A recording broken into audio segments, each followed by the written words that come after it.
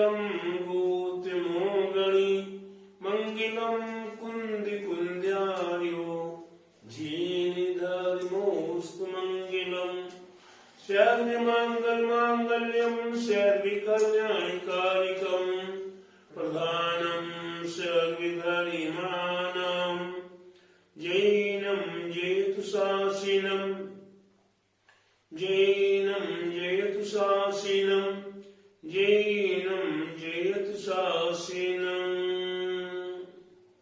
बोला समय जिन धर्म की जय, पूरे विश्व धर्म की जय, श्री मानव धर्म की जय, श्री महावीर भगवान की जय। तीक्षक नेमी गिरी नेमी नगर के मूल श्री गजाराज आदिनाथ भगवान की जय, श्री शांतिनाथ महामंडल विधान की जय। बोले आचार्य गुरु 108 परम तपस्वी वरचरी परमितिशी शांति शिरोमणि 5 वर्ष के त्यागी 5 वर्ष के जल के त्यागी सतत सेनानी ज्ञान वृद्धि तपो वृद्धि वय वृद्धि आचार्य श्री 108 नेमी सागर जी महाराज की जय। आचार्य श्री 108 दया सागर जी महाराज की जय। अब आत्माओं यहाँ प्रसंग चल रहा है शांतिनाथ महामंडल विधान। इस शांतिनाथ महामंडल विधान में द्वितीय वलय के अंदर 16 कोठे और 16 कोठों में वह 10वें नंबर का कोठा है, जिस कोठे में हम सम्यक दर्शन से संबंधित चर्चा करेंगे। सम्यक दर्शन ये हमारे आपके लिए मोक्ष मार्ग की प्रथम सीढ़ी या भी ज्ञान चरित्रा मोक्ष मार्ग की प्रथम सीढ़ी अगर है तो वह सम्यक दर्शन है। लेकिन दर्शनावाणी करने हमारे आपके जीवन में जिन दर्शन देव दर्शन गुरु दर्शन तीर्थ दर्शन आदि में नाना प्रकार का बाधक हुआ करता है। हमें शुभ दर्शन योग्य दर्शन होने में दर्शनावाणी बाधक हुआ करता है। आज हमने अपने जीवन में अनादिकाल से किसी को दर्शन में रोका होगा, हमने किसी को दर्शन में बाधा डाली होगी, हमने दर्शन में किसी को जान से अनजान से ज्ञात अज्ञात से हमने मन वचन काय से किसी भी प्रकार से दर्शन में विघ्न डाला होगा। होता ऐसे ही है कि कोई मंदिर से निकल रहा है और कोई मंदिर में जा रहा है। इसी मंदिर से कोई निकल रहा है और निकलते समय उसका कोई मित्र कोई विशिष्ट व्यक्ति सामने से मंदिर जाने के लिए तैयार होकर आया है, लेकिन दोनों के बीच में वार्तालाप शुरू हो जाती है। धीरे धीरे वार्तालाप बढ़ते बढ़ते बढ़ते बढ़ते 1 घंटा व्यतीत हो गया। इसी 1 घंटा व्यतीत होता है तब अचानक ही ध्यान आता है घड़ी कितना बज गया। इसी घड़ी देखते घड़ी 1 घंटा हो गया, अब मंदिर जाएंगे देर हो जाएगी। ठीक वहीं से व्यक्ति वापिस निकल जाता है। अब उसने भगवान के दर्शन नहीं किए या दर्शन नहीं कर पाया, इसमें कारण कौन? इसमें कारण कौन? किसको दर्शनावाणी करने का बंद हुआ, किसको दर्शनावाणी करने का आश्रय हुआ? ये व्यक्ति दर्शन करके निकला था, उसको सोचना चाहिए कि ये दर्शन करने जाने से पहले इसको दर्शन करने दो। वार्तालाप तो कभी और भी हो जाएगी, लेकिन उसने रोक लिया तो दर्शनावाणी करने का आश्रय हो, ये दर्शन करके निकला है उसके लिए हुआ और उसका तो कदर्शन वाणी कर्म का उदय था। तो प्यारे बंधुओं, इसी प्रकार से हम अनेकों कारणवश, अनेकों कारणों से हमें ये दर्शन वाणी कर्म का आश्रय करते हैं, बंद करते हैं। और जब उसका बंद का विपाक उदय में आता है, जब बंद का उदय विपाक में आता है, उस समय पर हमें कितनी आकुलित होते हैं, कितने व्याकुलित होते हैं कि आप चाहे हम भगवान के दर्शन करने जाएं, हम गुरुजनों के दर्शन करने जाएं, हम तीर्थ यात्रा करने जाएं, लेकिन ऐसी हारी बीमारी समस्या आके खड़ी होती है कि अब हम घर से बाहर ही नहीं निकल पा रहे हैं। घर के दरवाजे पे भी साधु संत आ गए,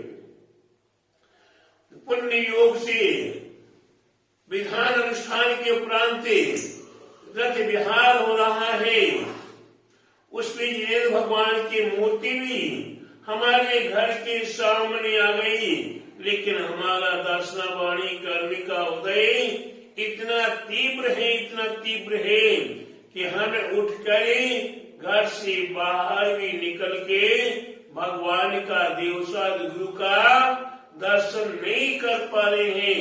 तो ये प्यारे बंधु, हमारे आपके जीवन में ऐसा ये विपाक उदय में आता है, वही भगवान की भक्ति, वही शांतिनाथ भगवान की भक्ति, शांतिनाथ महामंडल विधान की भक्ति आराधना करने से वही विपाक संबंधी हमारा कर्म क्षय को प्राप्त हो, नाश को प्राप्त हो, और उदय में आकर वे जीर्ण होकर वे हमारे पास से निकलकर दूर हो जाए, हमें निर्बाध सम्यक दर्शन की प्राप्ति हो, निर्बाध देवसाद गुरु की भक्ति करने का अवसर मिले, निर्बाध हम तीर्थ यात्रा, चाहे वो गिरनार जी की यात्रा हो, चाहे संवेदाचल की यात्रा हो, और चाहे महावीर जी पदमपुरा की यात्रा हो, और चाहे कैलाश पर्वत की, चाहे तीर्थ क्षेत्र नेमी गिरी नेमी नगर की, ये किसी प्रकार से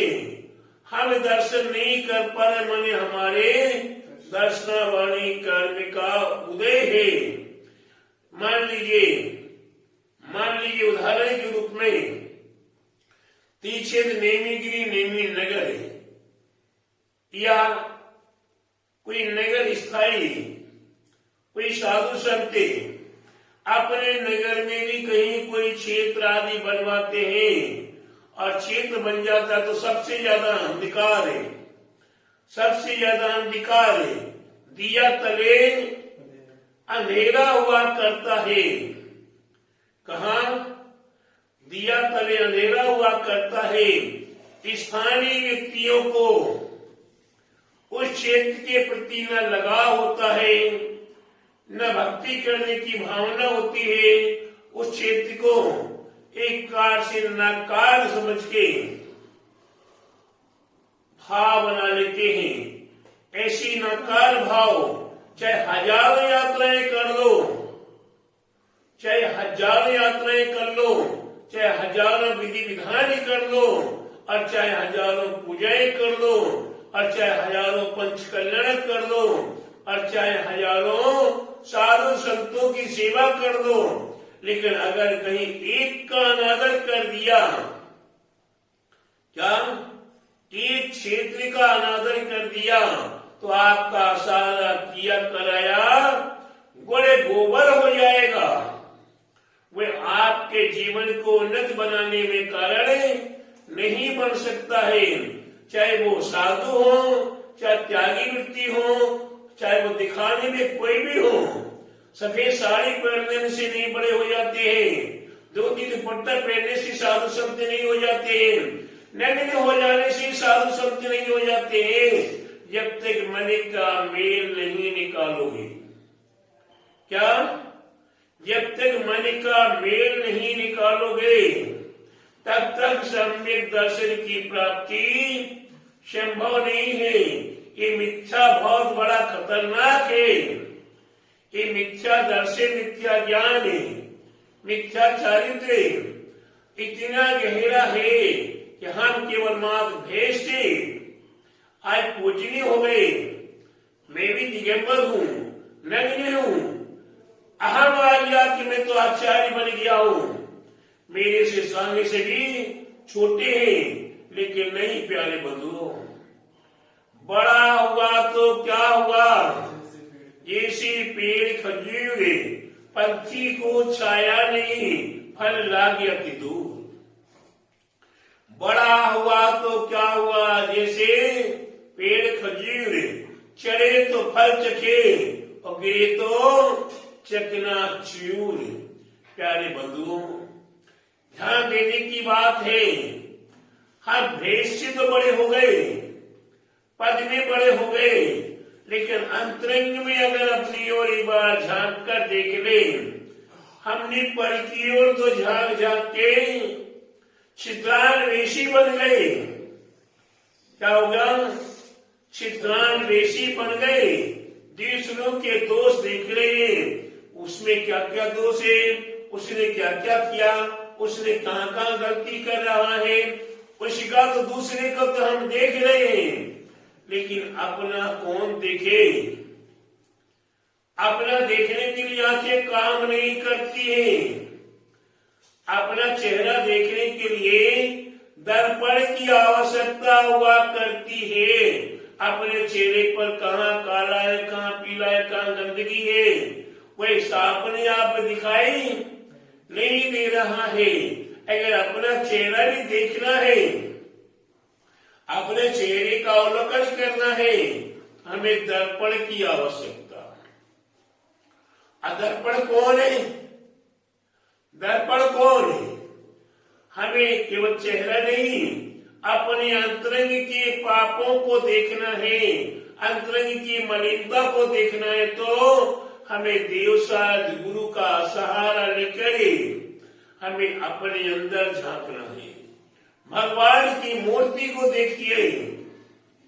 भगवान की मूर्ति पद्मासन है, खड़गासन है, नग्न दिगंबर है, हाथ पर हाथ रखे हुए हैं, नासा दृष्टि है। उन्हीं के सामने कोई आ रहा सो अच्छा, नहीं आ रहा तो अच्छा। कोई कैसे क्या कर रहा है, उन्हें कोई हर्ष विषाद नहीं होता है।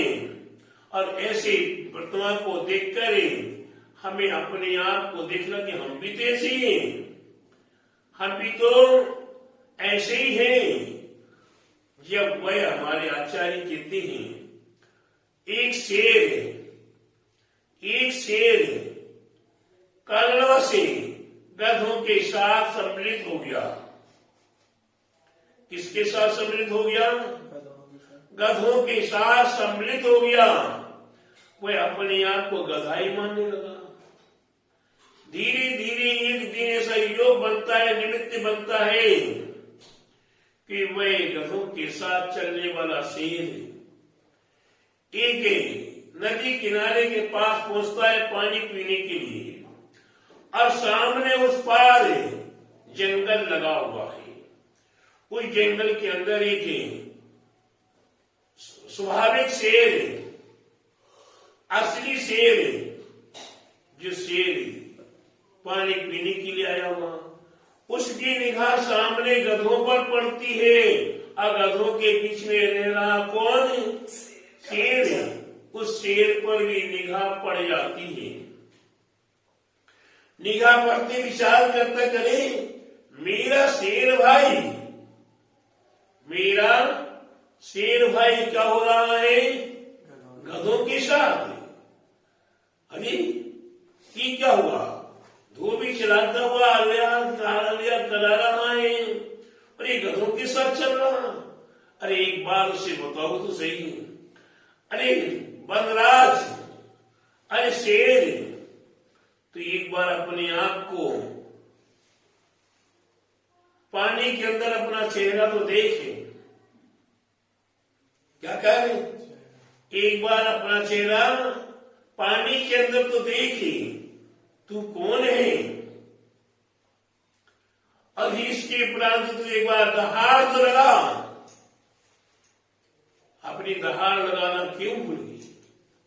जिसी उसने दहाड़ लगाई, न धोबी न गधे कहां भागे पता भी नहीं। अब तुम स्वतंत्र हो गए हो, सामने वाला शेर किताब तुम्हें स्वतंत्र हो गए हो और तुम्हें अब अपने स्वतंत्र जंगल में विचरण करो, वहां से छलांग लगाओ, निकल के आ जाओ। और वह शेर निकल के शेर जंगल में स्वतंत्र विचरण करने लगा। ठीक उसी प्रकार से हमारे अंदर का जो मिथ्यात्व, हमारा सम्मित्र, हमारा स्वभाव विपरीत हो चुका है, उसे बदलने के लिए हम देवसाद गुरु का सहारा लें। और देवसाद गुरु का सहारा लेकर हम उसके स्वभाव को देखें, स्वभाव को जाने। और मैं केवल हूं, मैं एक परमात्मा हूं, मैं एक परमात्मा हूं। मेरे पास वह अनंत शक्ति है, जिस शक्ति के प्रभाव से हम सिद्ध अवस्था को प्राप्त कर सकता हूं। ऐसी जो भावना आ जाती है तो वह मिथ्या दूर हो जाता है और सम्यक की प्राप्ति हो जाती, फिर निजानंद की अनुभूति, निराकार स्वरूप की अनुभूति, वे एकाकी आनंद की अनुभूति होना शुरू हो जाती है। ऐसे सम्यक को प्राप्त करने के लिए दर्शन संबंधी हमारा जो विपाक है वह नाश को प्राप्त है और परम सम्यक की प्राप्ति, परम सम्यक दर्शन की प्राप्ति हो, जिससे हमारे लिए मोक्ष मार्ग प्रशस्त और मोक्ष की प्राप्ति हो। ऐसी शुभभावनाओं के साथ शांतिनाथ महामंडल विधान में ये 10वां अर्घ्य है। इसको चढ़ाकर भक्ति भाव से अपने जीवन की आराधना करते हुए अपने जीवन को सफल बनाने का प्रयास करें, परम शांति से पुण्य को प्राप्त करने का प्रयास करें। यही मेरा आप सभी भव्य आत्माओं को मंगल मंगल मंगल आशीर्वाद। बोले शांतिनाथ महामंडल विधान की जय। बोले आचार्य गुरु 108 नेमी सागर जी महाराज की जय। आचार्य श्री 108 दयासागर जी महाराज की